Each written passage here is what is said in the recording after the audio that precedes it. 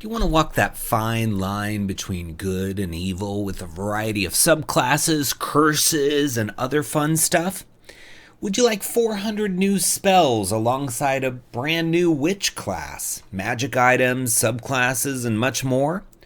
Do you want a comprehensive book to help you prep for and expand the Curse of Strahd adventure? Well, if you answered yes to any of those questions, we've got all that and much more in the latest episode of D&D New Releases. So let's get started.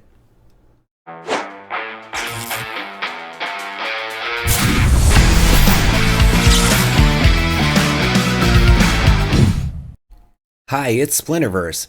Welcome to another episode of D&D New Releases, where we offer first impressions of new third-party products for Dungeons & Dragons. We cover a selection of titles from Dungeon Masters Guild and DriveThruRPG each week. The titles are presented in alphabetical order, and all of them are linked in the video description. Purchasing the books using those links helps the channel, but you can also support us by purchasing one of our best-selling books. Our newest release, Dragonlance Companion, offers 180 pages for players and DMs to bring the magical world of Krynn to life. And like many of our books, it's available in hardcover and digital format. Our Swarms of the Multiverse offers over 70 brand new creatures, including their associated swarms, instructions on how to make your own balanced swarms, and lots of bonus materials such as 4 new demi-planes. Our Feywild Companion offers 150 pages of Feywild fun for players and DMs alike. Also, our book, Fizban's Vault of Draconic Secrets, contains over 50 pages of dragon-themed player options, including a subclass for each class and much more. We've got lineages suitable for any setting, as well as optional lineage rules in our Van Richten's Librum of Lineages. With our Potions Unlocked book, we have over 100 pages of material to take potions to the next level in your game. Please support the channel by purchasing our books using the links in the video description. First, we have Atlas of Central Fao from Audrey Logston. It's $15 for the PDF, or you can get a soft cover for $35 or both for $35. It's 303 pages, and it's a new setting for you. It says, in the long shadow cast by an ancient history of terrifying wilds, interracial violence, and continent-spanning wars, a climate of fear has insidiously given the state and the interests of capital more control than they have ever had before. As the masses begin to fight for themselves and against their masters, a pattern of guerrilla conflicts between the poor and the elites are slowly taking shape. Within the smallest of communities and the largest of cities, the seeds of change are being sown. But what will they grow to become? So yeah, it sounds like an interesting conflict-driven environment. But it says it's a vast setting for 5th edition, including 250 locations with over 200 plot and adventure hooks, encompassing 60 towns, 185 points of interest, and 7 dungeons, 3 integrated villains, 40 new creatures, a novel pantheon of 27 deities, 4 redesigned 5th edition player races, as well as a new one, the Troll, 6 integrated major governments, as well as new spells, items, and cleric domains. And there's some really fun maps in here. You'll see some more as we look inside, but that's one thing that caught my attention when I looked at this. But I love that it's print on demand option, that it's so vast. I mean, some campaign settings aren't so voluminous as far as the page count, and then you kind of are left with a lot of questions, I think, sometimes. So it's nice to see one that's 303 pages. So here you go. Right off the bat, it's giving you the world with the different ages, with, as I said, some really stellar maps. I'm just going to scroll real fast so you can see some of these maps. I mean, this is really cool too. It kind of looks like Earth a little bit, but there's some different moons and things going on. It talks about the continent. I mean, we're going in depth with lore. So if you're a lore fan, this is going to be for you. But what I'll say is with 303 pages, you can afford to go deep into the lore because you're going to have plenty of room for all that mechanical and inspirational stuff that will help the DM create adventures. So let's just read a little bit about the first age here. It says, Age of Origins, elapsed length 14,000 years. Adalor, the god of time, unveils the light of Lilith, the larger of the two suns, which coalesces into the world that was Sovos, a massive desert that spans every corner of the globe. This landscape of desolate sand would soon become Nivost, the world that is. Among scholarly circles, Adalor's action is known as Khoreshchev, and there's some pronunciations in here which is helpful. I'm sure I butchered them, but it's helpful for DMs to have that. In the shadow of this world, the goddess of the dawning dark, Saliel, takes shape and delves deep into the earth, crafting a vast cavernous landscape under the world that would come to be known as the Underdark. So you're getting some origins of some of the continents, basically, and the under the earth or under the ground settings as well. And it even talks about the origins of magic here. The Age of Storms, Age of Lamentations, Age of Rebirth. I mean, so many cool age names here. So you're getting a ton of stuff. And then you got the plane cosmology. And it talks about death in the ethereal plane. It says, if a being dies within the ethereal plane, it does not truly perish. Instead, it is transformed into a permanently blinded creature known as a blood fiend. That's cool. And then here's Nivost, which is, it says Nivost, celestial spheres and plane cosmology. So you have the golden crowns, which is sort of like this, it looks like where the sun is. And I think I called it Lilith, but it looks like it's Illith, maybe. I'm not zooming in here to read better. But you've got the continent of Fao, the incursion. I mean, all this rich history. So Central Fao, a day in the life. Life in the Lith ascendancy for the average human is modestly comfortable, at least outside of work. Capitalism has arisen in the age of transcendence, which has found stability through a mixture of war and fascistic resistance against upsetting the status quo. Wages are low throughout almost the entirety of the ascendancy, driven by the hands-off economics enabled by the state, which also grants almost limitless authority to local governance on the city level. Because of this, there is often strong variation from the surrounds of one major city to the next, based on the policies of the city's leader, a cleric of Abel, termed an ascendant. So that will diversify the regions because the local government has way more power. And so each one can be sort of governed to that leader's whims. And so you're going to encounter some variations. But there's still sort of a difference between the haves and the have-nots in here. So I think this is really cool, fun way to take a campaign down a really conflict-driven path. It does have some warnings up here, so you want to look at those. There's, certain things that are going to happen in this adventure that your players may or may not be comfortable with, so be sure to look at those. But I mean, I love the maps. They look really well done, and I love that there's so many pages devoted to this. So look for it in the video description links. It's under Atlas of Central Fao, and give it a click. Next, we have Curse of Strahd Companion, the complete edition by Wyatt Troll. So over the years that we've been doing this series, we've looked at a number of the individual Curse of Strahd Companions. I think they were organized by individual chapters, and now they've all been brought together into one volume that's already an Electrum bestseller.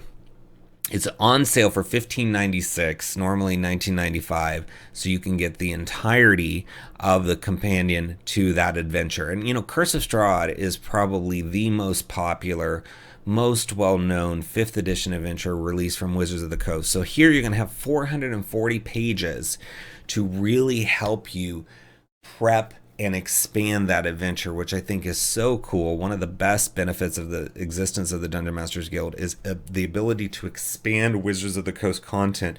Not everybody is a seasoned DM, so things like this are going to help those new DMs feel like, okay, I've covered every single base. But also people that are pro DMs that are running this adventure over and over, they can take something like this and learn something new, add something new, tweak it up so it's not like the same thing they've been running over and over. I'm sure a lot of pro DMs want to run this because it's very popular or they get requests for it, so it's going to mix it up for them. And then experienced DMs in between, maybe they've played this adventure once and they want to play it again and they want it to be a different experience. So there's so many reasons to get into a book like this, and the DMs Guild has a lot of books like this for each module, but this is one of the biggest and for one of the most popular modules, as I said. But there's also softcover options and hardcover options, $44.95 for softcover, $49.95 for the hardcover, and then there's the same prices to get both. And I really encourage you to always get both if you're going to get the print, and I really encourage publishers to keep those prices the same, which is happening here. That way, if there's updates, the person who has a print edition doesn't feel left out when they get those updates, because you can keep updating that digital copy, and therefore you have both at your fingertips, which I think is the way to go. So love to see that. And I think this is on sale right now because of the Halloween sale. So want to take advantage of that and buy some of the things that are on sale as well. Anyway, it says it's your comprehensive guide to running the 5th edition's greatest and grimmest campaign. So there's the Wedding at Ravenloft. It's written entirely with the Wedding at Ravenloft as your campaign's climax, and it is included in this product as the final chapter. Every chapter features new encounters and storylines to better run you through the Curse of Strahd sandbox. And so here you can see all the individual versions they released for the different chapters, and now those are combined and probably revisited, maybe, fix a typo if there were any, I don't know. But that tends to happen when things get aggregated into a new product. So I really think that it's awesome when publishers do this, when they bring that older content all together under one collected volume. So cool. Let's look inside. And I wanted to read this because I think it really helps explain the need for this. It says, even 5 years after its publication, Curse of Strahd is still lauded as 5th edition's greatest campaigns. It is firmly rooted in Gothic horror and provides a tight narrative nestled in a sandbox-like environment.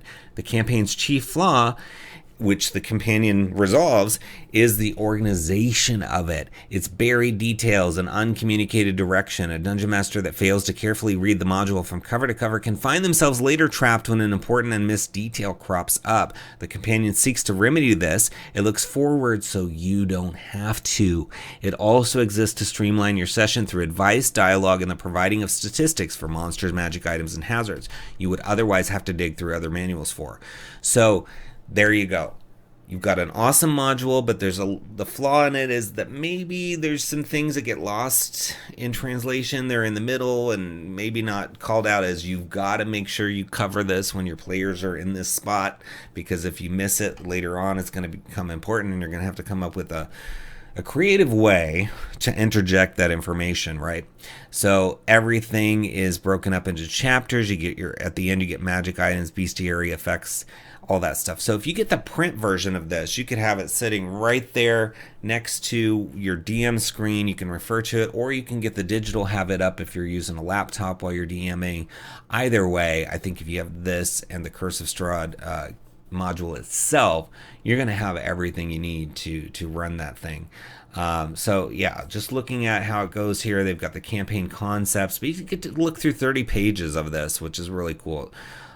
So Act 1, Welcome to Barovia, and it talks about things to think about. So the 3 key events prove instrumental in Act 1. It is in your best interest to incorporate them into the campaign. So there's the funeral for the burgomaster, the fortunes of Ravenloft, and the St. Andrew's feast.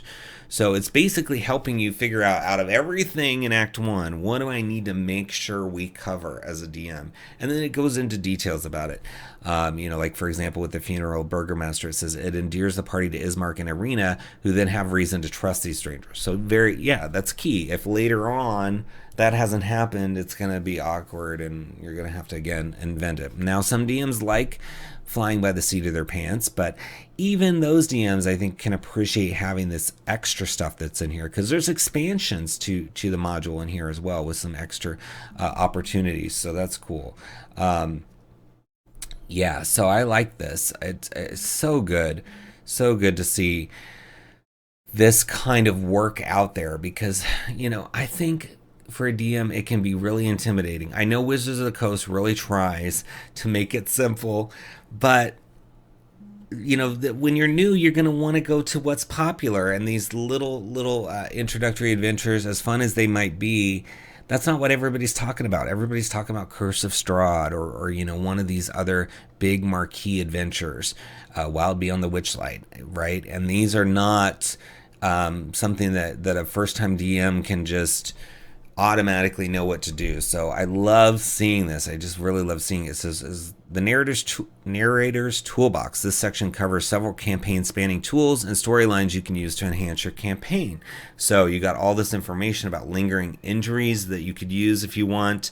The first one is lose an eye. You have disadvantage on wisdom perception checks that rely on sight and on ranged attack rolls. Magic such as the regenerate spell can restore the lost eye. If you have no eyes left after sustaining this injury, you're blinded. So then here's some lingering injuries you can work in. So again, some new content to supplement all of the awesome content. I mean, there's a lot of really awesome stuff already in the Curse of Strahd module. But see, here's some dramatis personae, and it's basically listing all the characters that you're going to encounter in that chapter. So it's just organizing you, making you better prepared. I think if you're not going to run the entirety of a module of Curse of Strahd size in one session unless you're going to gut a lot of it, right? So what you could do, you obviously should know as much as you can about the module, but you could just kind of get the broad strokes and then focus on just Act 1 and reading everything here, reading everything in the official module, and then moving forward and having a session, and then between that session and the next session, look at whatever's next, if it's continuation of Act 1 or whatever, right? So there's a lot of ways you could go about this, but I mean, they're even giving you some flavor text to incorporate different things that you can see, and variations on the module. So I just love this. I think if you're going to run Curse of Strahd more than once, or you're new and you are nervous about doing it, this is a must-have. And for those that might do it again, I think you should grab it too, because there's little pieces in here that are enhancements that you could take out and just have as part of, maybe change the name of some of the characters and have them be part of another Ravenloft adventure of your own crafting. So lots of reasons to have this, and on sale for $15.96 right now for Halloween is really a good time to get it. So look for it in the video description links. It's under Curse of Strahd Companion, and give it a click. Next, we have Deep Magic Volume 2 from Kobold Press, and it's $29.99 for 288 pages. So this is Volume 2, right? They had a Volume 1 of Deep Magic, and they recently did a Kickstarter where they were going to revise Volume 1 and then also produce Volume 2. And I was a backer to that because I really liked Volume 1. I thought it was fun, and I wanted to get Volume 2 as well. And of course, a revised Volume 1, why not? And so this is awesome. It's got 400 new spells. 400. And Volume 1 has a large chunk too, I think around that same amount. So with this book and that other book, you're going to have so many spells, more spells than you could ever need. And that's great, because sometimes you just don't have a good enough selection, or you want to have something different. Remember, spells don't always have to be player facing. They can be NPC facing, just given to a monster or something to use, or they can be something that you can only use if you have a certain magic item. So they can be used like normal spells, but there's many, many uses for spells beyond just the ordinary, hey, it's in your spell list. It could be something you have to find on a scroll somewhere, and that's the only way you can cast it, and you only cast it that one time. It can be part of a rod that you has X number of charges to cast that spell. It can be in a spell book, whatever, right? But this book isn't just spells. It's got a witch-based class, which is awesome. It's got 19 subclasses, from the College of Cuisine Bard to the Circle of Scavengers Druid. It's got 3 new backgrounds, 14 styles of spellcasting, 15 magical grimoires, 3 new downtime activities. That's really cool. We always need downtime activities, right? GM guidance for including epic and legendary magic items and games, 10 spellcasting NPCs. There you go. Those are characters that could be using some of these new spells. And then a dozen tables, from descriptions of magical effects to reverse summoning quests, etc., to really help you mix it up and add magic to your adventure. 16 adventure site location descriptions and encounter hooks to go along with the 24 arcane map tiles. I mean, how can you go wrong with arcane map tiles? And I was looking at these, and because I've got the full edition from my Kickstarter backing of this, and they're cool. They're so different. Each one is, you can just see immediately like 10 different ways you could use it. And they're really nicely made for VTTs, or just even looking at. I think they're beautiful, and they would inspire me as a DM to come up with encounters to use them. So, I mean, this is packed full of stuff. And then there's also Volume 1, right, of course, that you can get as well. And, Cobalt Press does some really good stuff, and they always have really high quality layouts and artwork. I mean, look at this. They've got a really nice border with some runes or symbols on the side here, and then pictures like this person with the floating sort of tarot cards. But yeah, you can see the layout. I mean, so many different things. The subclasses for the witch are called covens, which is fun. And then here's all your style descriptions, like battle magic, doom magic, pyromancy magic, saint magic, etc. So that's cool. And then magic in your campaign, downtime activities. So it says enchanting arms and armor. So if you ever wanted to enchant something like in World of Warcraft, you can. Brewing potions, researching magic, customizing your spells, making cosmetic changes, all that stuff. And then your spellcasting NPC. And then, of course, a big chunk of the book is the spells, because there's 400 of them in here for you. So I really, really love that. It talks about what's in here, how to find everything, where it's at, and then they go into the options right away with the character options. So making magic matter. Too often the narrative wonders of magic become overtaken by game mechanics. Remembering why the arcane is exciting while grappling with spell slot accounting, calculating ranges, and reading through long spell descriptions can be difficult. While these complexities inevitably come with running a spellcaster, there are plenty of ways to focus on the unique elements of magic that sit at the heart of the fantasy genre. So absolutely right. Magic, especially if you have a min-maxer player, can get reduced to, well, this is a range of whatever, and, if I stand at the maximum distance and I do this and I pick this many target, it's exhausting sometimes. This is going to help you bring it back to more of a role-playing experience with some of the tips and tricks they have in here. So it says making magical characters. Here's some questions to ask yourself when you're creating or portraying a spellcaster. So what is your history with magic? Were you born with magical abilities, or did the power come to you later in life? Can you live without it? That's such a good question, right? Can you? Something to think about, because maybe something will happen in the adventure that reduces your power or removes it. And you need to think about how your character will react. Even if it never comes up, it's a good way to make your character more three-dimensional. How do you feel about people who don't have magical abilities? Great question. Maybe you feel like they're less than you.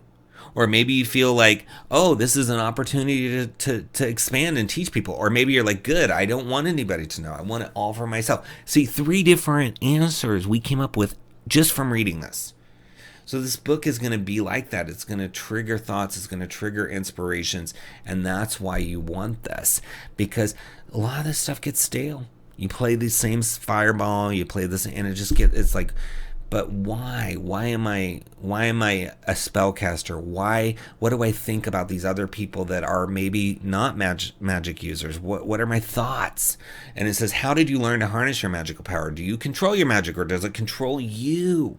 There's another that could send you in multiple directions as a character. So if you love playing spellcasters, this could be a way to really reignite that newness to it. Because if you start answering, maybe you make it a practice to answer all these questions every time you play a spellcaster. And maybe this time you're going to choose that it controls you. Next time you're going to choose that you control the magic, and you're going to play differently. If I'm describing that I'm casting a spell and I feel like magic controls me, I could say something like, I just feel this urge to cast this spell, and I gotta release this magical energy, and it's just too much, and so you can really get into this aspect of your character being all about being controlled by the magic. Whereas conversely, if you want to say I control the magic, you say, well, that's simple for me. I just have such an arsenal of spells, and I can pull out something I'm sure that will help us here. And so that's sort of a cocky attitude that the character can have about look at my arsenal of spells and all this repertoire that I have that I can just at my fingertips. I mean, aren't you impressed? So many ways to take these questions and spin into different directions. And you can use them for NPCs. You don't even have to be a player. This can be how you figure out how an NPC that has magical leanings will behave or think when encountering others. Maybe, if there's somebody who thinks that people who don't practice magic are less than, then maybe that character NPC, when they interact with the party, is speaking down to anybody that they don't perceive as a spellcaster. And so that's a dynamic you can have for that interaction. I mean, so many things. I mean, we've just scratched the surface with these questions. And we're on page 9. So this book has so much stuff. I've been enjoying looking through it.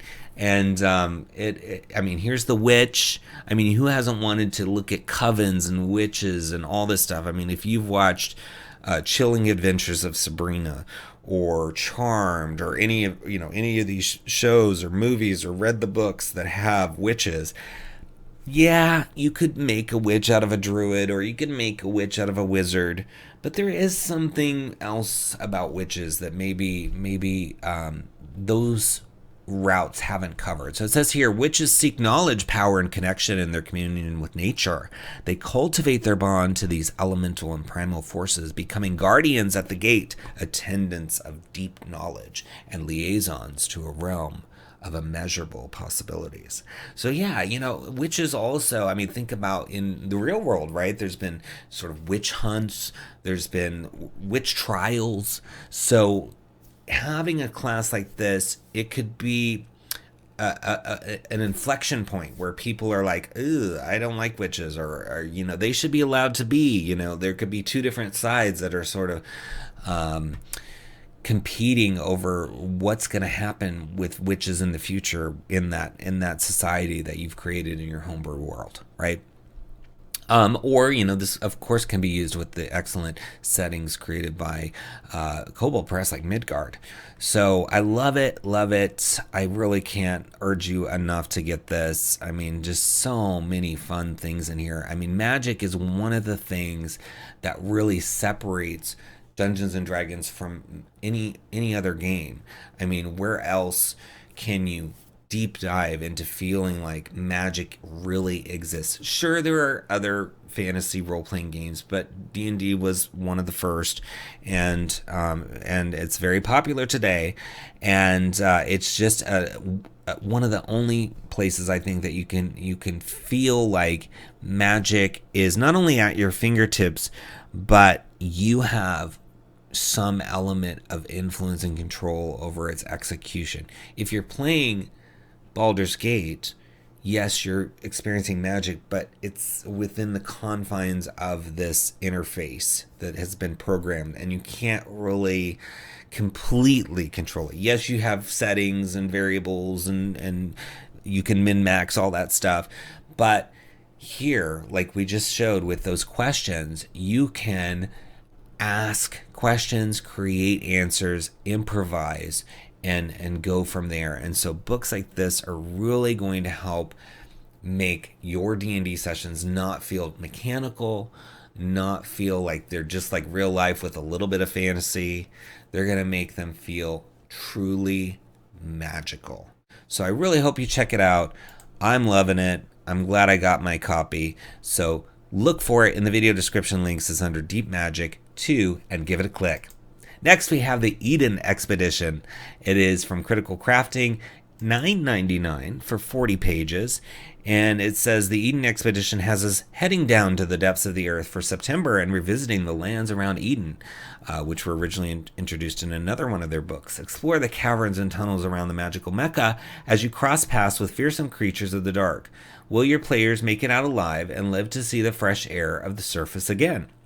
So you get 5 subterranean themed ready to drop encounters for parties of all levels, 5 stat blocks, 1 monster template, 5 maps, 6 items, 4 graphs, 5 spells, 1 new player race, 1 new subclass, 5 feats, 4 deficiencies, lore and hazards, and 7 tokens. So as usual with critical crafting, you get a grab bag of things that you can either use collectively because they're giving you lore and a setting and things to explore, and their books build on each other for creating settings and environments to explore, or you can pick and choose things and use them on their own. And I love books like that because that means I have 2 options. If I'm a DM, I can use it as is, create, bring their setting to life that they've given me, or I can say, let me look in this book. Oh, I like this magic item. I'm going to take that out. Oh, I like this feat, and that works for this campaign I'm going to run. And then the next time I run a campaign, I look at it again. Oh, I'm going to use a different feat in here because this one looks kind of fun and looks like it'd fit with this campaign.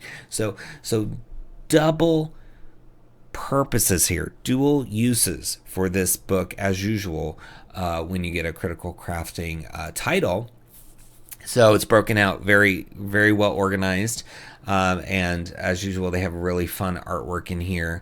I mean, look at that creature. So cool. And here's your lore, starting to get some of the little sections. And then it goes into talking about encounters. I love the look of that creature too. Always just such great art in their books. And then you get fun maps. Here's one called Friendly Fungus. Look at this map.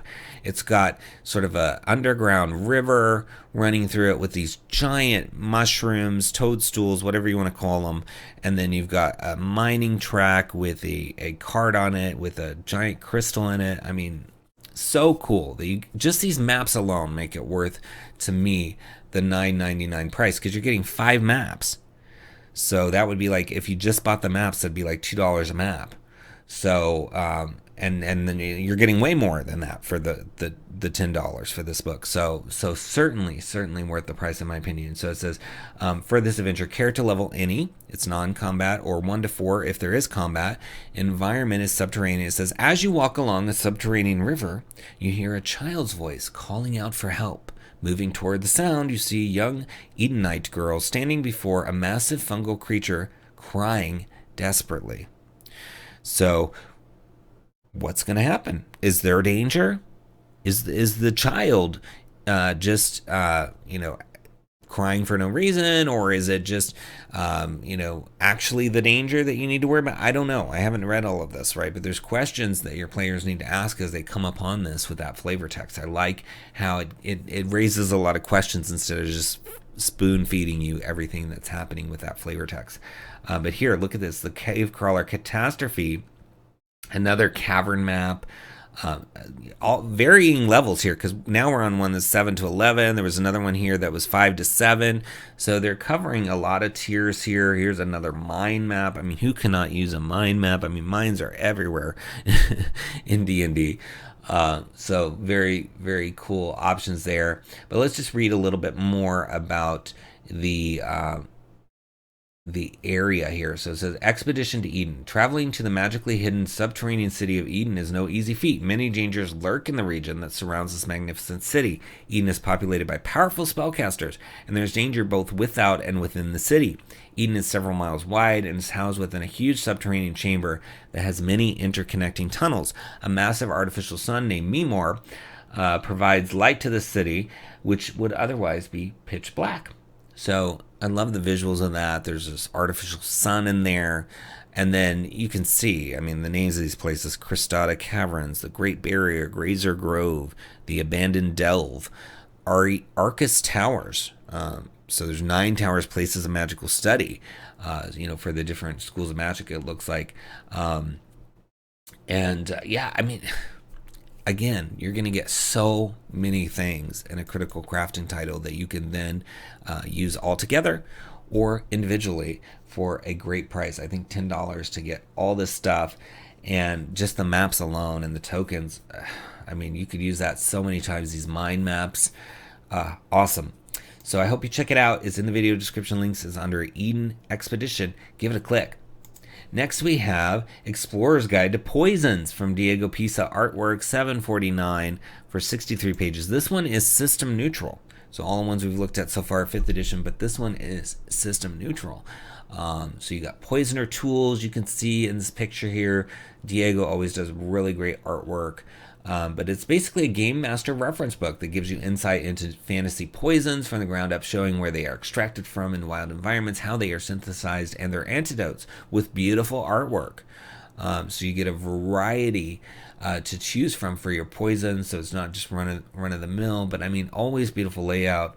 And there's 24 new poisonous specimens and their toxins, 24 new antidotes, lore about the world of the poisoner guilds, and instructions on how to implement toxin extraction and poison synthesization in your game. So you don't have to do that, but if you want to have that happening as a downtime activity or something your characters need to do as part of an adventure, then you can. But here, like, here's a poisonous specimen, the amber insect. And it says a small insect enclosed in an amber stone. And it says, I was looking for a particular leaf when I noticed a glint, a faint bluish light coming from the crack in the bark of a tree. And that's when they find this particular thing. And it talks about how it says, I found the gland that produces their venom resides in their lower stinger. The toxins residing there can be used to replicate the softening effect, but not the hardening one. So it sounds like there's a couple of facts that come with the sting of this particular insect. So you're getting really into the science of this, which I love. And then here's some antidotes list, like sun ink, the substance produced from the fluid released from argon stone when exposed to direct sunlight is known for clinging to any surface thanks to its high propensity for permeation. So it talks about if you have pterodreth, sort of poison or toxin, it can be healed by using sun ink, right? So even just having these as ingredients on a list, on a wizard shelf or an alchemist shelf or in a poison or potion shop, whatever, it's cool, right? These are way more fantastical than just, oh, well, that's strychnine or something that we know in the real world is poison, right? So here you get, again, the artwork in this book is phenomenal. So all the antidotes, I mean, everything has a hand-drawn piece of art, which is so nice. And then here's a summary table for all the toxins. It gives you the name, symptoms, debilitation, specimen, antidote, and the pages. So at a glance, you can find all the connections. So the first one says Edyn. The symptoms are intense dehydration, debilitations, fainting, and physical. Specimen is 2 fish, page 33. And then the antidote is water grain, page 56. So there you go. That's a whole thing. You can have somebody get poisoned by Edyn or affected by this toxin. They have to go find the specimen, the 2 fish, to extract from it what's needed for the antidote, maybe, or maybe to get more of the poison. I don't know. Each one might be different. Maybe some of the specimens create the toxin and the antidote, maybe just one or the other. But I can see how you can just work this into 5th edition or pretty much any fantasy role-playing game, and you're going to have all this beautiful artwork to showcase what you're up to. And there's even poisoners guilds. Look at this. Here's a cutaway of the different places within this poisoners guild. So if you need a poisoners guild, I think that'd be a great guild in a fantasy setting, because you hear of assassins guilds and all this stuff, but a poisoners guild would be pretty cool. And I love that it's written, a lot of it is written sort of first person, so you can even have the author be a character, or this can be a found book in your campaign. It says, entering the guild's perimeter was not permissible for outsiders, as I would later discover. Not even as its existence was known to many, which is why when I entered, the unsettling experience of seeing dozens of individuals in bizarre masks intensified as everyone stopped working and turned to look at me almost in unison. Later I would learn they were as curious as I was, but at that moment, the only thing I could think of was that this time, in the end, my carefree way of living might actually cost me my life. So, very well written as well. I mean, Diego is a talent. To be able to create all this artwork and this text is phenomenal. I mean, some people are good at one or the other, but to be able to do both, I'm always, every time we look at one of Diego's works, I'm just always impressed. And I think you can't go wrong with this book. You can use it for any fantasy role-playing game. You could even probably use it for a modern game. Maybe something ancient exists in your modern game, and so you got to find it. And it's one of these things, right? So that's the beauty of this, because it is system neutral. So I hope you look for it. It's in the video description links under Explorer's Guide to Poisons. Give it a click. Next, we have the Heritage Companion from Gregory Wonderland. It's $19.95 for 135 pages, and it is basically a new way to create your characters from the racial point of view. Races have been controversial for a while now, and there's talk about how they're going to change in the upcoming revision of 5th edition, but in the meantime, a lot of third-party publishers have taken upon themselves to come up with a new way to do it, and I think all the ones I've seen have been really cool and fun, and you know, it can just get boring, especially if you play a lot of D&D, to just always go through the same process, right? So you can really mix it up, and because the abilities of these races are broken out, or I should say heritages, because that's how it's handled here, are broken out into individual traits. They're kind of bite-sized, right? And they're more on their own. And so then you can look at some of these traits and say, what other areas can I use them for? Can this be a trait of an NPC? Can this be a trait of a magic item? Where else can I place some of these effects? So it's another, you know, if you're a very crafty DM, you like making your own stuff, it can be a really strong point of inspiration, I think. But this gives you 350 traits between 14 creature types, so you can recreate your favorite ancestries, such as elves or dwarves, with new traits to shake up your regular character. Human with halfling luck, teleporting gnomes, mini Tarrasque. There are endless combinations.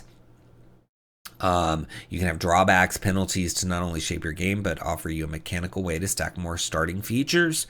And then there's a new take on character backgrounds, providing depth for your stories with near 150 features. So, I mean, this is a big book. It is 135 pages worth of heritages. So here you can see some really fun artwork depicting some of the races that you might create with this, or heritages, I should say. So it talks about how you start. It says your heritage points are shared between both your ancestry and lineage. For instance, if you spend 7 points on your ancestry, that means you have 3 left over for your lineage. So you get 10 starting points. And then here it goes into like your ancestry. Best thought of as your physical presence. Your ancestry determines the fundamental basics of your heritage, such as how many limbs you possess, wings, height, and hair colors, and a myriad of other traits. So yeah, this is sort of like your outward facing part of you. So you've got the basic creature types: beast, giant, humanoid, all of that stuff. So it says, while beasts tend to have a limited intelligence, selecting this as your ancestry's creature type does not limit your cognitive capacity, but it does open up unique physical traits such as fur, tails, wings, and other animal or anthropomorphic aspects. While it offers unique options, the beast type makes you more susceptible to spells such as animal friendship. Otherwise, beasts eat, breathe, and sleep as normal, gaining no inherent bonuses. And then it talks about some advanced creature types like aberration, celestial. And then you get into the traits. Once you determine your creature type, the next step is to populate your ancestry with traits. These range from physical aspects to inherent inborn magical abilities. All ancestries begin with the following traits with no point cost: 2 arms and legs, basic vision, 30-foot walking speed, option to be small or medium, and humanoid lifespan of up to 100 years, and 6 to 8 hours of sleep required per day. So there's some basic thing that's common to all of the ancestries, right? But then once you get past that, you're starting to pick individual traits. And what's really nice about this is, I mean, have you ever been making a character and you look at multiple races and you're like, oh, I don't know which one I want to pick, because this one has this cool feature, but this other one has a better feature, but it doesn't come with this second feature that I like on this one, and so I don't know which one. This is like going to a grocery store of effects and being able to say, I want this effect and this effect and this effect, and you put them in your cart and then you check out, and that's your character, right? And because it's point buy, you can't get too crazy. You can't go, I'm going to just put all the OP stuff in my basket and walk out and, you know, I'm going to be the most OP character, because you'll be limited by how much stuff costs. So fast movement is going to cost you 3 of those 10 points. So are you willing to give up 3 points? I mean, if you pick 10 one-pointers, like Dark Vision, you can have 10 different traits. So you got to really, you're going to have different challenges, but I think they're going to be more fun because, there's always traits that are in races that you never use. And with heritages, you're going to have picked every single trait. And that to me is the number one benefit of a system like this, is the ability to pick each and every trait rather than being forced to say, oh, this has most of what I want, and I'll just live with the ones that I don't ever use or whatever, right? But you can see so many options. Like this one, it says Powerful Jaws Draining. As a bonus action, you can make an attack with your Powerful Jaws. If the attack hits, it deals its normal damage, and you gain temporary hit points equal to 1/2 the piercing damage dealt, rounded down. You can use this feature a number of times equal to your proficiency bonus, and you regain all expended uses when you finish a long rest. So, if you ever wanted to create a character that has these sort of giant jaws that actually can do damage, I mean, here's your opportunity. And then you can work with your DM. Maybe you're an alligator folk or something, right? Maybe you're some made up creature that we've never heard of, right? That happens to have powerful jaws, right? This is just one. There are so many. I mean, it's 350 options of traits in here. I mean, you can have a lengthened stride, heal ancestry. I mean, there's even spells you can get if you choose storm magic. You learn one of the following cantrips, right? Because existing races sometimes give you spells as well, so it's not out of line. I think it looks like the author has really kept in mind traditional races and what those kind of traits those have when recreating everything as heritages, and so that's good because there might be characters that want to play as a traditional race from official 5th edition alongside one of these new heritages, etc. So I really love that. Such cool options in here. I mean, we could spend all day, but there's 20 pages of the options here. So I think you really owe it to yourself to come here and read through them and say, would this be fun? Would this work with my players? I think the answer is going to be yes, but because they've given you 20 pages to look at, there's no harm in clicking our link and then coming here and reading through this and see what it's going to work for you. And remember, these traits can be taken out of the player experience as well and put on NPCs or creatures or magic items. So think of it as a dual purpose. That's one of the things we like to focus on this show, is getting double your money's worth out of a book. And so that's how I would see it with this particular book. So you got to look for it in the video description links. It's under Heritage Companion, and give it a click. Next, we have the incredible Balloon Bamboozle from Duncan Rhodes and Hipsters and Dragons, $4.95 for 46 pages. It's a heist adventure, and it's sort of a spinoff of a previous adventure from these creators called Dragon Bowl. But you don't have to have that or have played that or anything, but it was a really fun, cool book that came out a while back. And this also can tie into, optionally, Keys from the Golden Vault if you want. So that's another nice bonus with this one. But it's really, really cool. I mean, a balloon, a zeppelin, who doesn't want to have an experience on that? I mean, if you've played World of Warcraft, you've probably ridden on one of these zeppelins, and you don't get to do anything on them. I mean, there might be a few things that happen through the history, but most of the time you're on the zeppelin and you're just riding from place to place, and nothing happens. So this is a adventure really tied to it. It's a cinematic heist adventure. You get a reusable airship location, player's map, DM's map, 10 new magic items. You get this new stat block for something called an Arcane Warden. You get a color battle map of the airship floating above festival grounds, high-res color airship token, blueprints, festival grounds map, just all this stuff in one. And as far as an adventure, it's 48 hours, 4 to 8, I should say, not 48, 4 to 8 hours to run, and is optimized for 5th or 6th level characters, but can be easily adapted for others.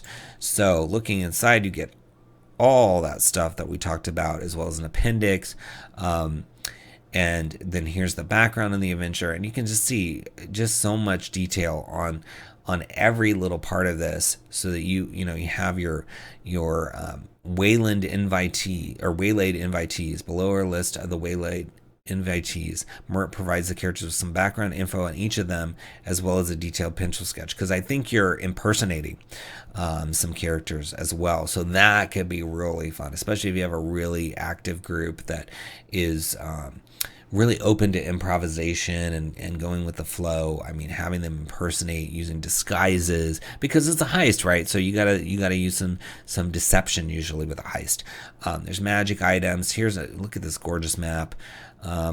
So this is the festival grounds and all the different locations at the Dragon Bowl. And it talks about that setting. So again, this can be connected to the Dragon Bowl adventure as well, which is also really, really cool. If you want, this can be spun off of that, but it doesn't have to be. You're still, either way, you're getting the Dragon Bowl map that you can use with that other adventure as well. So it's a cinematic fall table. So landing, Dread Dinos Limited Hatchery and Vivarium. You smash through the thatched roof of an elongated wooden building, your weight carrying you through a flimsy wooden floor until you finally land unexpectedly softly in a thick stack of hay. You're about to give thanks to the gods when the salivating jaws of a huge reptile loom slowly over you. A dinosaur expert would recognize it immediately as an Allosaurus should you live to describe it to them. So that's just one option for a cinematic fall from presumably this Zeppelin, or whatever else is happening. There may be some falls going on in here as well. And then there's surveillance, wards, teleportation circles. I mean, they've thought of everything in here. I mean, here's the fun maps.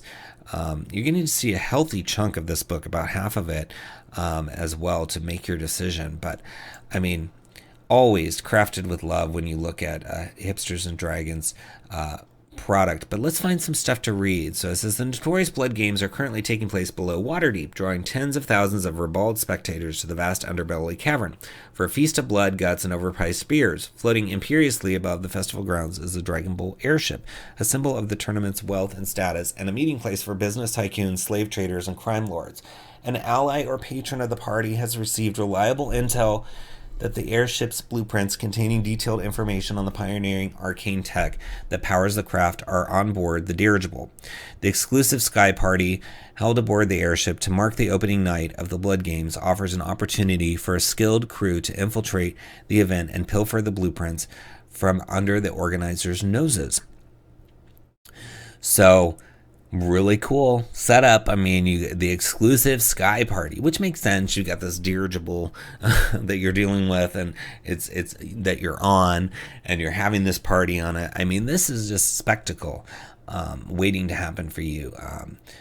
So I love that. Let's read a little bit of the flavor text. It says, "Greetings, operatives. A technological marvel called the Dragon Bowl airship is visiting Waterdeep as part of a deplorable underground fighting tournament run and patroned by criminal factions. This quest, should you choose to accept it, involves stealing the dirigible's blueprints, which are on board the vessel. Meet with Harper's representative Mert in the box C at the Lightsinger Theater tonight during the interval for a full debriefing. Formal attire required." So very Mission Impossible sort of introduction, getting you involved as an operative to infiltrate and steal these blueprints. I mean, that just sounds really fun. And then you're going to have to use subterfuge as pretending to be one of these invitees to try to get in there. I mean, this is not your typical adventure, dungeon delve, right? This is something out of the ordinary, but that fits perfectly. I mean, it's got connections to Waterdeep. It's got connections to Dragon Bowl if you want those. Optional. Connections to the keys from the Golden Vault, again, if you want. And it's going to be something different, something memorable for 5th or 6th level characters, which, is a commonly played area of the game. So really, really cool. I hope you check it out and get on board this Dragon Bowl airship. It's in this adventure that you need to look for in our video description links called The Incredible Balloon Bamboozle. Give it a click. Next, we have a book called Tables to End All Tables, Actions Per Second by Alan Steiner. It says fun fixes for troublesome or tiresome tables in D&D. And it's $4.99 for 24 pages. It says, look here if you are craving any of the following in your game. You need this product. Alternative to the character creation point buy table. scrapped for something easier. Powerful variants for the Eldritch Knight and Arcane Trickster, spell slots more like a ranger or paladin. Quick ranger fixes that use what's already in the core books with painless modifications. New armaments to fill some missing gaps. You will love these and want more. New reconceived armor table. It can easily inspire your group to create personalized armors for your game. Feats that level up a little bit but don't have the hassle of tracking bonuses every level. Updated negative effects besides hit point loss, and a new monster stat by CR table that will actually help you modify and create your own enemies. I mean, that last one alone is invaluable to have. So, the thing is 5th edition has been around for a long time, and there's things that people get irritated by that are problematic. Oh, the ranger's not good enough. I never play a ranger, whatever, right? And so this book seems to be written by somebody who's been through all of this stuff and come up with homebrew variations to really try something new. And presumably it's worked because it's made its way now into a book. So I always like that because this is something that's gone through trial and error. I'm sure a lot of this stuff in this book is not the first iteration of its author. It's probably gone through so many tweaks at the table that now it is in a much better state for your consumption. So always cool to see people say, you know what, this has really saved my life. It has made it so much easier. This is quality of life. Let me share it with you so you can just skip over all that pain, right? And the beauty is you don't have to use every single table. You don't have to use every single optional variation here. You can look through it and say, yeah, I think that actually might be worth a try. And you can just try it for one campaign or one play session and see if it makes a difference. See if your players like it, if you like it. And then if so, maybe it's your new sort of homebrew rule. And that's all for $4.99. So you're getting all these options for that. So looking inside, you can see a lot of things that have been updated. So you get character generation changes, class changes, equipment changes. I mean, so many things. Styles, maneuvers, feats, initiative, monster, ship sizes, learning new skills, monster stats. I mean, this runs the gamut of everything player, everything GM, DM, all in one book. This is really just a breadth of options. And I love that because, sometimes you get a book like this and it's like, we're just going to fix the ranger. And, that's good. No problem with that. But what if you buy the book and you're like, I don't like the fix for the ranger. It's not much better, or it just trades one problem for another. Well, that's the beauty of a book like this, is the author is not trying to just fix one thing. They're giving you replacements for so many different things, and that's cool. So here's all this stuff on race changes and point buys and stuff. We're going to skip over that because we've read a lot of those kind of things in this episode already. But you should check it out. You should look at it. It is a cool option. So here you get some class changes. So it says optional changes to the ranger class in the following specialization subclasses. So again, the Arcane Trickster, Eldritch Knight, and then the Nature and Tempest clerics.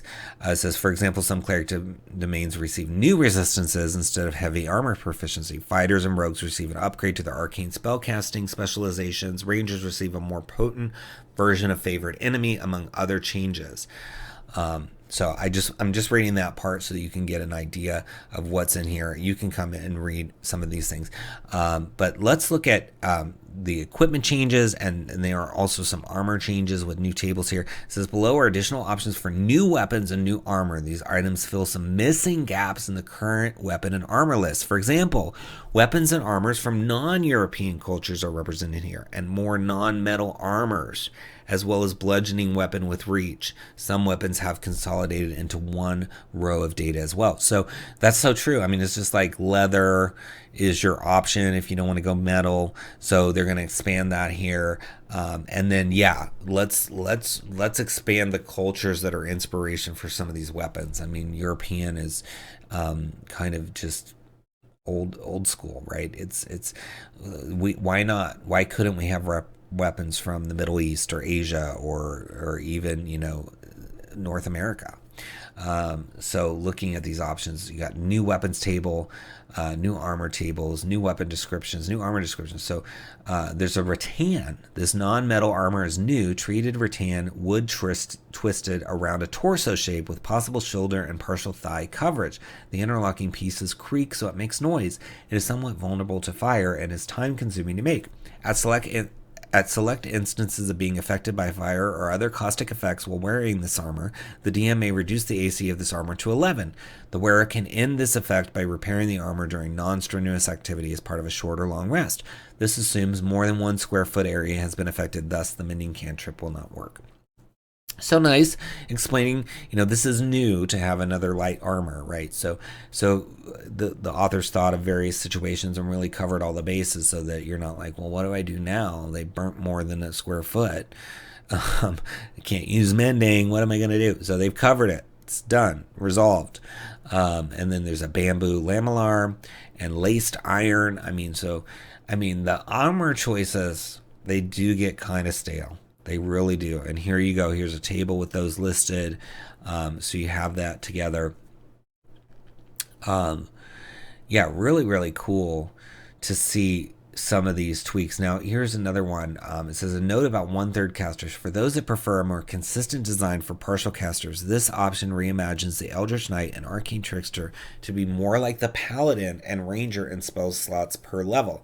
They are now like half casters, but 1 level reduced. 19th level Ranger shows the same spell slots per level by class as the 20th level. And then you have to, if you're going to do this, because again, you got to balance this, right? When you make changes, you must sacrifice 1 feature of your main class for swapping in this advanced spell progression. And if the DM gives you a choice between the core rulebook version and the versions below in the same campaign, you must choose between the 2 options before or at 6th level. So again, easy to read this book. Some books like this, I'll tell you, it's crunch, it's run-on sentences. It's really hard to parse what they're trying to tell you to do because they're already going into a heavily mechanical area. But I found this really easy to read. I didn't stumble. I didn't misunderstand it. I didn't have to read it twice. And so that's a plus when you're looking at a book like this that's going to shake things up and give you different options for the mechanics. This isn't lore. This is mechanic focused, which I love. Again, this person who wrote this book, Alan Steiner, has gone through this. This is stuff they've experienced and are now offering to you polished. And that enough cannot be said about that because, again, if you're going to purchase something like this, you don't want to be the guinea pig. You could be, but you need to know that up front that you're the guinea pig, right? So I hope you check it out by looking for Tables to End All Tables in the video description links and give it a click. Next, we have The Toxic Wood by Lazy Lich's Loot for $7. Already a best Electrum seller. It's for OSR, or Old School Essentials, and it is 32 pages. It says, The Toxic Wood is a deadly wilderness adventure for Old School Essentials. This hex crawl adventure focuses on gameable content and being easy to use at the table. It is graphic and art heavy and utilizes a lot of random tables to make it easier to run with minimal prep. But what jumped out at me is just the fun line art in this book. It is so cool. It says the Toxic Wood is home to many strange entities, spiteful mutated horrors, ancient insectoid witch sisters, bloodthirsty redcaps, and just so much more. Anything that is not part of the wood's lethal ecosystem is rapidly corroded, with all evidence of its existence erased within days. That is cool. It is definitely a toxic wood if that is the case. So there's bookmarks, hyperlinks in here. Love that. Hooks and rumors for your players. Rules for surviving in the Toxic Wood using the orb and other means. 16 keyed hex locations. Backgrounds for characters to aid in roleplay.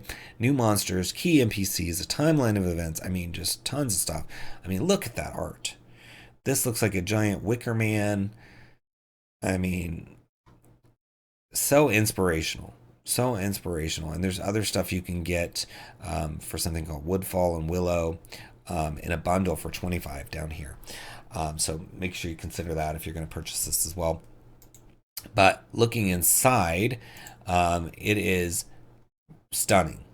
This artwork is just beautiful. I love even the icons on those hexes are awesome. So it says the toxic wood is a deadly wilderness adventure into a mutated ecosystem. So very cool. It says, you have been hired by a secretive council of wizards who refuse to meet in person with you to rescue the survivors of Mugwort, a town that was thought to have been destroyed and lies deep within the toxic wood. The wood is corrosive and the air is not safe to breathe there. So the wizards have given you a magical orb which will create a safe dome of air around you. The orb must be fed with fuel containing life force to continue operating properly. They have also gifted each of you a less effective necklace, which will create a temporary small bubble of clean air around your head as an emergency measure. The wood became noxious a couple of years ago after a dragon known as Ion moved in. You will have to navigate to Mugwort without Ion noticing if you are to conduct a successful evacuation. I love this setup. I mean, this notion that, hey, you're going into a really inhospitable environment. You're going to need these special magical items, but you got to feed them with life force, and there's an emergency backup, but then there's this dragon. I mean, love it. I mean, you can't go wrong with that. And then it talks about playstyle here. But I mean, again, look at these cool little icons, and everything's so visual. I love that. It makes it so much easier to read, and it just jumps off the page. And here's backgrounds. So one of them is the Order Spy. This character's objective is to always act as an inconspicuous advocate for the wizard's agenda and to keep the party on task with the rescue mission. They gain 2 additional emergency bubbles and have been promised a higher share of the reward once the mission is complete. This character is paranoid about fuel for the orb running out. Lots of angles to roleplay there. So good. It's just a little paragraph, but we got a lot of options. We got some secret emergency stash. We've got kind of a secondary agenda, a promise of greater reward, and we're paranoid about something. I mean, that's like 4 different angles in one little paragraph. And that's just the first one. It's a D10 table. So, I mean, imagine what this book holds as a whole here. You've got the orb, you've got emergency bubbles, fuel sources, rumors. Each player starts with one. So the first one is Bard sang a tale of accursed twin sisters who were banished to the wood an age ago. Once they collect 100 souls, they will be able to leave, which is true. Uh-oh. Got to watch out for those twin sisters. It's like The Shining. Random mutations and complications. You got plants. You know I love plants if you watch this show for any length of time. And this has them. I'll say it every time we see plants. This is one of the ways, the best ways, to make any adventure feel like it's not on Earth. Because you can have pine trees, you can have acorns, you can have daisies, but can you have a cursed fern in the real world? Can you have an energy-consuming flower, a regeneration plantain? I don't think so. And you got pictures here you can show that don't look like anything on Earth. So just walking around, hey, what's over there? You got those players that are like asking you, what is this? Where is that? What do I see? They think they're in one of those old Zork games where you type in, what do I see? And then you have to like explain. And it's some trees. It's a bed of flowers. Well, why not say it's a bunch of fungi that look like this? I would love that as a player. So again, and here's Mugwort with another fun map. I mean, this book is just a feast for the eyes, not to mention the mind. I've gotten so many ideas just reading the little bit that I've had time to read with you today. So my hope is that you will click the link in the video description and really take time to explore the toxic wood. So look for it in the video description. Links is under the toxic wood. Give it a click. Next, we've got Vecna's Book of Vile Darkness with this really fun cover. I love this cover. I think it just jumps out at you. It's by Jackson Wagner, Gethin Pierce, Brian Citroni, Caspian Caviari, Anthony Anderson, Ben Sutton, Danny Kodacek, and Matt Miller. And it's already a best copper seller in its first week. 140 pages for $19.99. And this is from some talented creators. They've done a lot of things, including Baba Lysaga's Nocturnes and Nightmares, which I think we looked at on a past episode. We've gone through so many books, it's hard to say, but I'm almost certain we looked at that one. Anyway, inside you're going to find 13 subclasses, 6 lineages, 6 vassals of Vecna, each with its own multi-page encounter setup, 12 vile curses, 30 new dangerous denizens and stat blocks for each subclass, new spells, and magic items. I mean, again, what more could you want? This is such a good mixture of things for both the players and the DMs, and so that just makes it a high value purchase for anybody who wants new stuff. So it says, prepare to embark on an epic journey where the boundaries between heroism and villainy blur, and morality is but a fragile thread. In this immersive guide, you will unlock the secrets of a multiverse where the darkest corners hold the keys to unimaginable power. Discover the darkest secrets. Within these pages, centuries of forbidden knowledge have been meticulously collected. Choose your fate. Will you dare to wield the artifacts or ancient malevolence? I love when there's a theme to a book that has all these different things that you can grab and go, because you don't have to use all of this at once. You can take pieces out and use it as needed. Maybe some pieces for this campaign, another campaign you use different pieces, or maybe you use all of it, or maybe you give it to your players and say, you pick what we use. I don't know. Any option is on the table. But what's nice is when there's a theme, I think sometimes it's easier to incorporate things into a campaign, because you can say, oh, okay, this is about blurring that line between heroism and villainy. I have a perfect sort of Ravenloft campaign I want to run where it's going to test the players. You know, I've got some players that I need to test. they've been, thinking they got me. I'm going to test them now, and I'm going to, have them really get in some ethical dilemmas where they have to choose between being evil or good. And so, sowing the seeds of that by incorporating, there's these 3 subclasses here you can also choose, or these 3 lineages, or how it can be the full assortment. I'm just using 3 as an example, but you could take all 13 and work those in, and then before you know it, you've sort of unknowingly to them given it a little bit more of a fine line to walk, because maybe they don't put together that everything you're giving them is right on that edge. And so when they start actioning on the stuff you've given them, they're walking that fine line between good and evil, just naturally, because of the types of archetypes they've chosen, or whatever, right? The spells even. So I'm just scrolling here so you can see some of the beautiful layout that they've done for you with maps and easy to read stat blocks and all this goodness. So let's look inside. So this is chapter 4. It's going to talk about the vassals of Vecna. So the vassals of Vecna are powerful figures in the multiverse through whom the great necromancer plays his great game. They are centerpiece villains, servants of Vecna, who wield a semblance of the Archlich's power. Each one poses a unique and deadly challenge for the adventurers. So each one has sort of a tragic story, and then this lists the different ones. So you've got 𝙁𝙗𝙗𝙗, the harbinger of woe, is the pronouncer of the coming rule of the Whispered One. Carnif Araxis, the general of the end, marches at the head of Vecna's army, seeking to conquer the lands of the living. And that's just a few. And then you get into the Vassals Archives. Again, fun artwork in here. And then you get the first one with adventure ideas, adventure monsters, sort of advice on how to run them, character design, and then finally, of course, the stat block, which is a CR15. So what more could you ask for? I mean, you're going to have these characters fully fleshed out with adventure ideas and stat blocks. I mean, it covers everything, and this is just the first one. So they're each going to get this treatment, so that you can design an entire adventure around conquering them. So here, let's read some of the adventure ideas. It says, Grove Robbers. The ruins of 𝙁𝙗𝙗𝙗's old castle were never investigated, the entire family having been slain at some kind of gathering within the vicious plant and undead-infested ruins.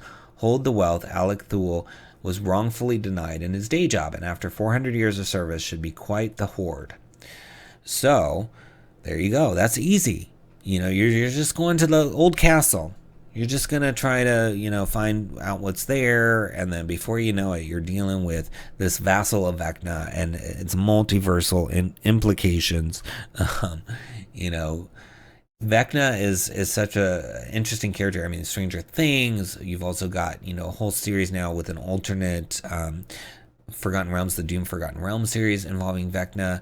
I mean, Vecna is a standout character. So having a book like this where there's just so many connections to Vecna, including underlings like this, is awesome. You're going to find so many ideas in here.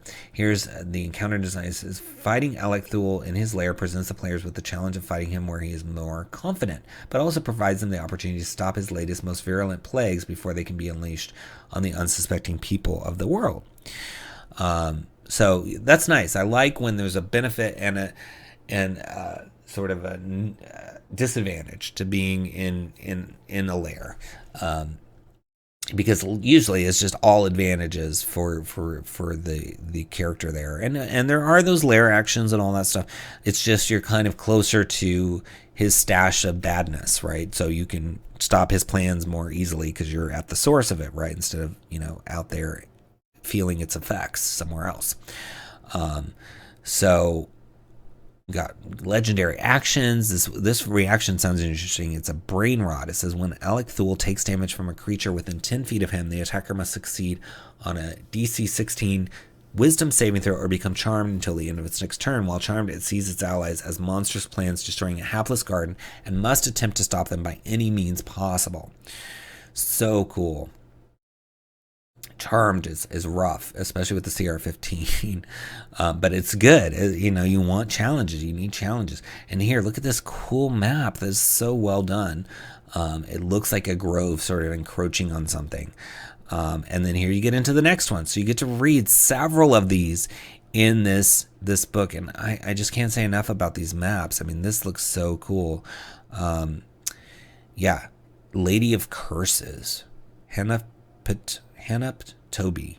I am horrible at pronouncing these kind of things, but 𝘎𝙤𝙘𝙀, I guess is the name, was once the ruler of a powerful, now long forgotten kingdom. Feared for the power she wielded over magic and curses, the rulers of neighboring kingdoms and empires knew better than to raise her ire for fear of what hex she would place upon the people and nations. And so this is before she became basically a mummified hex sorceress doing the bidding of Vecna. So that's awesome. Getting that backstory before now and then the now, right? This is comprehensive. I mean, this preview is just showing you some of the DM stuff for the Vassals of Vecna, but I mean, extrapolate how much thought and time went into that, and then you can see here some of the player stuff as well. So you're going to see that love and care and passion throughout this book because these creators are well known. They do all this kind of goodness all the time. I'm adding this to my wish list, so I hope you will do that or purchase it. I think you should grab it now. It's Halloween time, so all this darkness, perfect time to tread that fine line. And I know you've got it within you with all these ideas that we're talking about here. I'm sure you'll have a really fun Halloween themed adventure, or even beyond that. Vecna is all-knowing and everywhere. So look for it in the video description links. It's under Vecna's Book of Vile Darkness, and give it a click. All right, now we come to that part of our program where we talk about other releases that we don't have time to take a deep dive into, but we want to let you know that they're out there, that they're newly released, so you can check them out on your own time. First up, we've got 5e RPG Celtic Adventures, and it's on sale for $10, normally $14.95. It's 127 pages. 5th edition. It's a setting, got subclasses and spells and all sorts of Celtic goodness in it, so check it out. Next, we have Agents of Empire Episode 2, Killing Ethereum. It's an adventure, and it is 98 pages for $17.99, 5th edition. Then we have Ancestries of Rega, which is for 5th edition, 18 pages, $2.99, and it's got a bunch of races, also called Ancestries here. Then we've got 𝙤𝙤𝙘𝙀𝙡 Almanac. It's $4.99 for 24 pages. It's filled with subclasses, feats, and races for you for 5th edition. Then we've got Classing It Up Ruthless Rogues, more 5th edition goodness for rogues, where you can get new archetypes for just $2.95, 32 pages. Then we've got Dragon Poop and Other Feces for 99 cents. And it's 9 pages, and this contains monsters and hazards that relate to the title. Then we've also got The Folk of Harrowthorpe, which is an adventure for $14.99 from JVC Perry. It's 42 pages, 5th edition, and it looks like a lot of fun. It's for Tier 1. We've got Ford's Familiar Folio, which is $6 for 78 pages of all things familiars for 5th edition. Then we've got the Invoker, which is a brand new class for 5th edition, and it's got patrons and invocations also connected to warlocks here. It's 100 pages and $11.99 for that book. Then we've got The Shadows Below, which is a suggested price of $1.99, but of course you can pay a different price. Hopefully you pay something. But it is 20 pages, and it is focused on an adventure for parties levels of 5, 8, or 10. It seems to have flexible levels there for you to be able to choose which level range works for you. Then we've got Tekken's Journey Through the Fey Realm, which is $15, 68 pages for 5th edition. And this has races, subclasses, and monsters, as well as other Fey-themed things. So check that out. Then we've got Tome of the Otherworldly, which is only $5 for 16 pages, and it contains a bunch of really interesting horror-based subclasses for 5th edition. And then we've got Untold Subclasses Charity Domain for $1.95, 6 pages. This includes a cleric subclass, spells, and an NPC. And then we have the Ways of Elemental Affinity, which is a bunch of monk subclasses for $3.95, 8 pages, 5th edition. Well, thanks so much for watching. Please subscribe to the channel, leave us a comment, let us know what titles you're digging this week, and we will respond to all comments personally. And like the video. Share it out there with friends. That also helps the algorithm and helps us reach more eyeballs, which is helpful to get these third-party contents onto your table or friends' tables or strangers' tables, anybody's tables, and it keeps these small publishers in business and D&D flourishing out there with original content. You can click the links in the video description to support any one of these creators, and if you do that and you buy anything, even if it's something we didn't talk about today, you're going to help the channel through a small affiliate fee. So we really appreciate it when you do that, and if you can bookmark one of these links that we have, and whenever you shop at Drive-Thru or DM's Guild, use our link. That's going to help the channel stay alive and keep putting out content for you, so we really appreciate that.